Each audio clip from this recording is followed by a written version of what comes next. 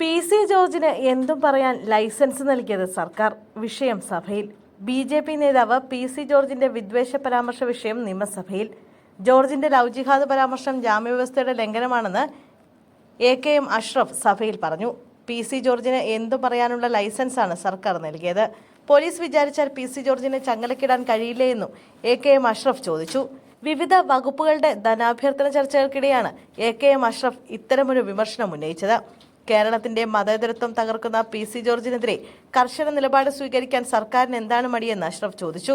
ജോർജിനെ police arrest ചെയ്തത് മനസ്സില്ലാ മനസ്സോടെയാണ്. PC ജോർജിനെ ചങ്ങലക്കിടാൻ കഴിയില്ലേ?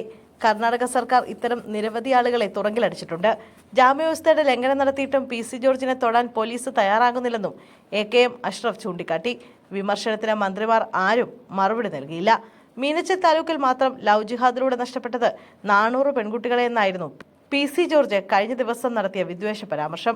അതിൽ 41 പെൺകുട്ടികളെ തിരിച്ചു കിട്ടിയെന്നും ജോർജ് പറഞ്ഞു. ലഹരി ഭീകരതയ്ക്കെതിരെ പാലാ ബിഷപ്പ് പാലയിൽ വിളിച്ച സമ്മേളനത്തിലായിരുന്നു PC ജോർജിന്റെ വിവാദ പ്രസ്താവന. ജോർജിനെതിരെ ശക്തമായ നിയമ നടപടിയുമായി മുന്നോട്ടു പോകാനാണ് യൂത്ത് ലീഗ് പ്രവർത്തകർ തീരുമാനിച്ചിരിക്കുന്നത്. ഇതിനു പുറമെ ദിശ സംഘടനാ അംഗങ്ങളും പോലീസിൽ പരാതി നൽകി. നേരത്തെ യൂത്ത് കോൺഗ്രസും പോലീസിൽ പരാതി നൽകിയിരുന്നു.